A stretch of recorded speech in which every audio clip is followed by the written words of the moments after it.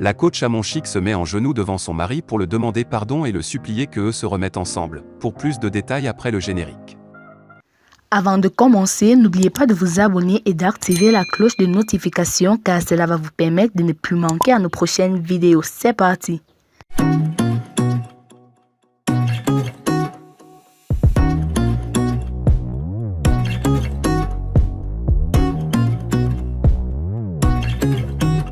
Apollo Dante est un proche de Pascal Affi N'Guessan, président du Front populaire ivoirien, FPI.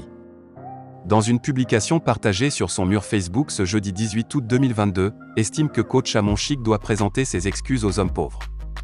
Celle-ci avait fait savoir à une téléspectatrice qu'elle n'était pas ambitieuse parce qu'elle était tombée enceinte d'un chauffeur. Invitée à se prononcer sur son époux qui, dit-on, est vigile à Paris, la coach s'est emportée point. Ingbéré. On dit papa caviar et vigile à Bingue. Tu ne réponds pas depuis qu'est-ce qu'il en est, a demandé un téléspectateur à coach à mon chic. Te crois-tu dans un dessin animé dans Maya l'abeille? Je suis en train de faire mon émission Caviar où on est en train de parler de comment réussir son mariage. Tu vas venir me dire que papa caviar est vigile à Paris et de répondre. Qu'est-ce que cela peut me faire? Tu penses que j'ai le temps de répondre aux Yougos, aux dormeurs dans salon, aux sachets dans l'eau, a-t-elle répondu point relativement à cette affaire qui anime les conversations des internautes? Apollo Dante a estimé qu'Amon Chic doit présenter des excuses aux hommes pauvres.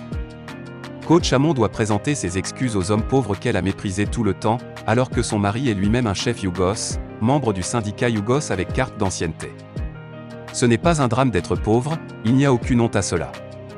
Mais elle a fait croire que l'homme pauvre n'était pas digne d'être aimé par une femme. C'était quand même osé. Présenter des excuses et changer de paradigme dans son émission, et donner des conseils dignes à ses suiveuses et non les pousser à l'immoralité, a indiqué le proche de Pascal Affi N'Guessan. Le journaliste André Silver-Conan pour sa part, relever le respect du travail des uns et des autres. Que l'on soit vigile, chauffeur, médecin ou journaliste, respectons le job des maris et des femmes des autres si nous voulons qu'on respecte le job de nos femmes et maris. Dieu nous donne la bonne compréhension, a-t-il écrit sur sa page Facebook. Face au tollé qu'a soulevé l'intervention de ce spectateur, la coach a demandé des excuses à son époux. Papa caviar, mon époux, avec mes caviars, j'aimerais te présenter mes excuses, tu as épousé une femme normale et aujourd'hui je suis devenu populaire, ce qui permet à n'importe qui de te manquer de respect. Je demande pardon au peuple togolais, à ma belle famille, ce n'est pas tout le monde qui a reçu une éducation, des personnes qui n'ont même pas le unième de ton patrimoine te traitent. C'est de ma faute, mon seul tort c'est que j'ai du succès, je dérange et je dérangerai toujours parce que pour moi là c'est Dieu donné, a-t-elle relevé point comme un boomerang.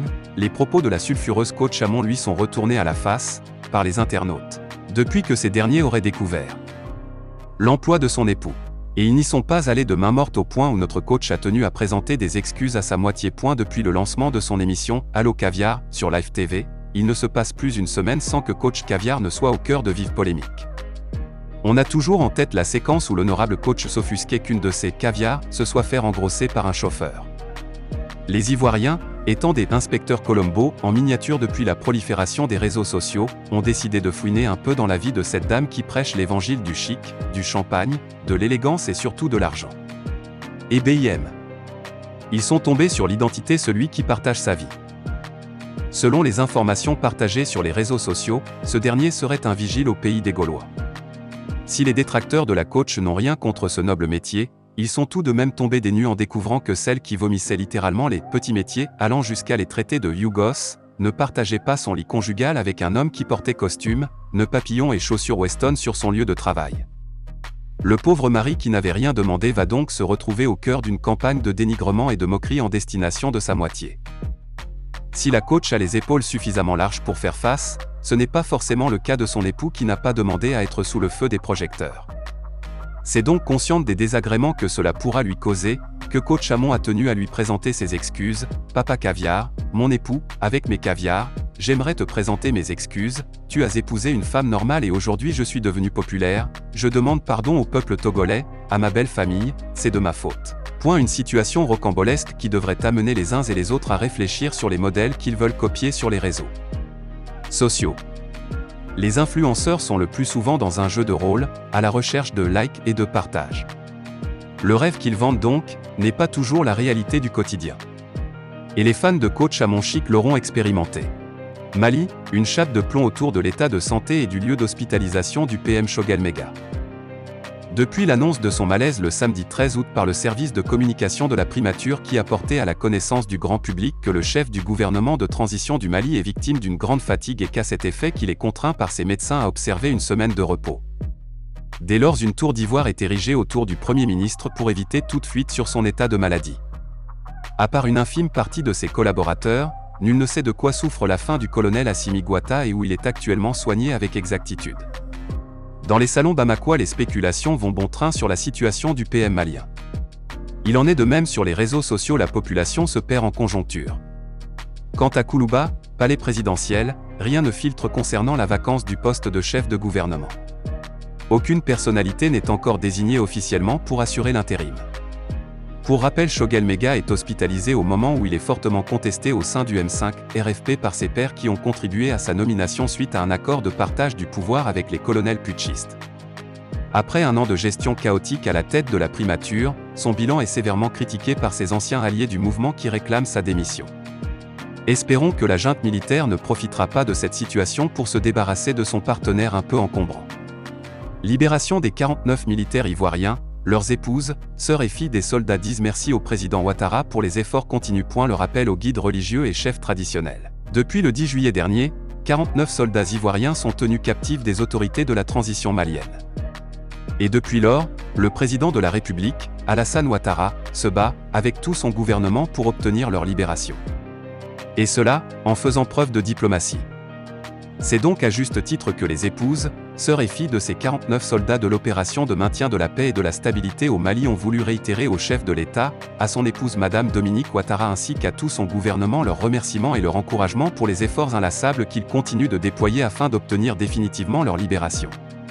À l'issue d'une rencontre qu'elles ont effectuée, samedi 20 août dernier, ces femmes, membres des familles de ces 49 militaires, ont décidé de rencontrer le jeudi 25 août 2022, Madame la Première Dame Dominique Ouattara qui fait beaucoup dans l'ombre auprès de son époux afin de lui transmettre leurs remerciements, d'encourager et de prier son Excellence Monsieur le Président de la République à poursuivre sa noble démarche diplomatique sans baisser les bras face au temps qui passe, de remercier le Premier ministre chef du gouvernement, le ministre d'État ministre de la Défense, Madame la ministre d'État ministre des Affaires étrangères et toutes les personnes engagées dans la négociation pacifique.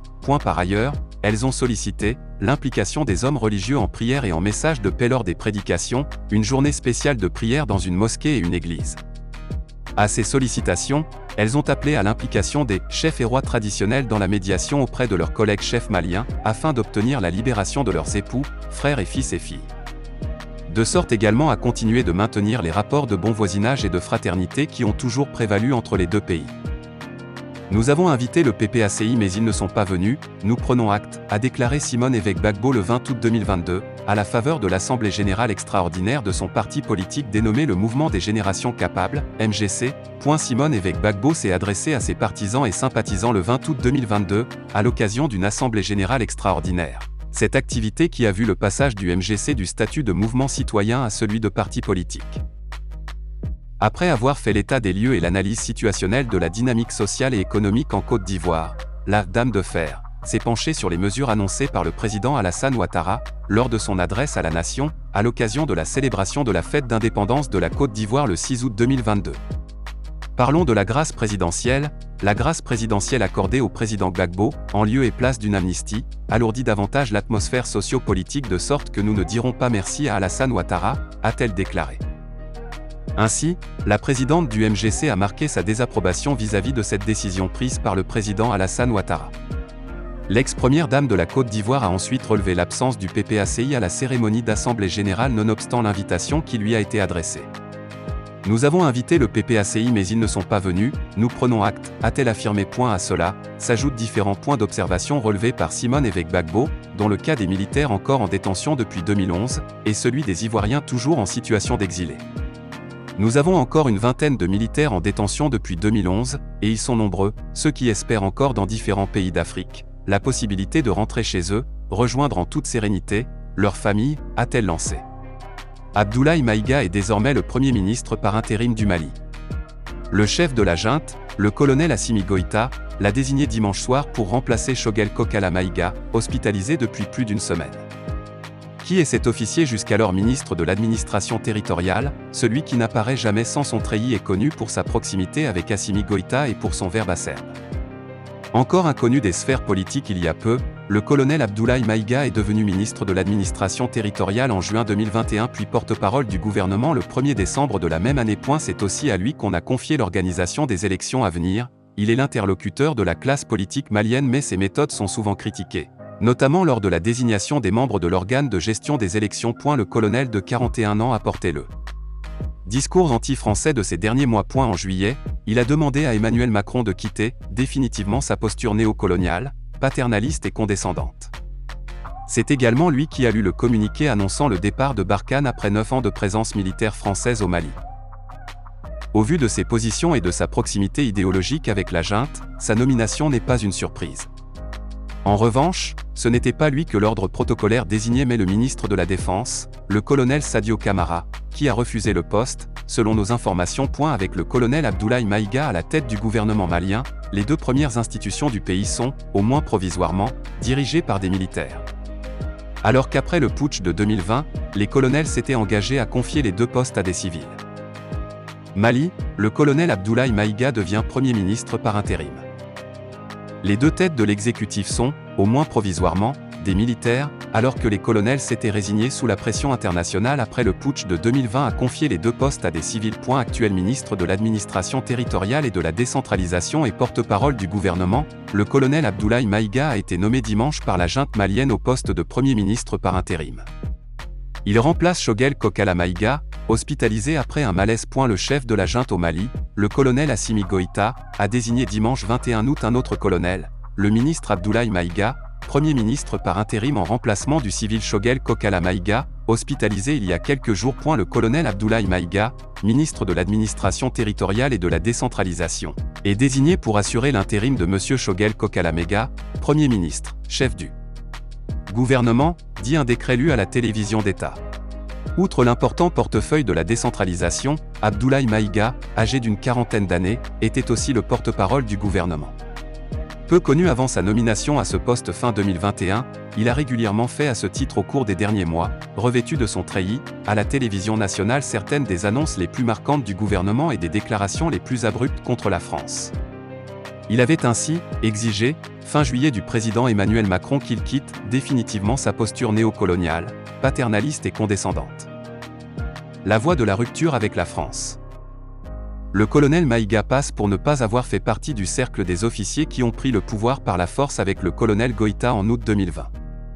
Mais il est considéré comme proche de l'homme fort malien et est devenu la voix de la politique de rupture avec la France et ses alliés engagés après un deuxième putsch qui, en mai 2021, a écarté le président et le premier ministre civil. Avec la désignation du colonel Maïga aux fonctions de chef du gouvernement, les deux têtes de l'exécutif sont, au moins provisoirement, des militaires, alors que les colonels s'étaient résignés sous la pression internationale après le putsch de 2020 à confier les deux postes à des civils, tout en conservant la haute main sur les décisions. Choguel Kokala Maïga, un vétéran de la politique malienne, avait été choisi pour être le chef du gouvernement après le second putsch de mai 2021. Il a été hospitalisé il y a 8 jours après un malaise cardiaque, selon un responsable hospitalier. Ses services étaient alors contentés d'indiquer qu'après 14 mois de travail sans répit, il avait été mis en repos forcé par son médecin. Ils annonçaient son retour au travail la semaine suivante. Mais aucune autre nouvelle de lui n'a été donnée officiellement depuis lors. Il est depuis plusieurs mois critiqué par de nombreux cadres politiques qui demandent sa démission et par nombre de ses anciens alliés du mouvement du 5 juin, dont il est l'un des fondateurs et qui a joué un rôle de premier plan dans la contestation ayant précédé la prise du pouvoir par les militaires en 2020. Sudquotidien.sn, avec France 24 et AFP.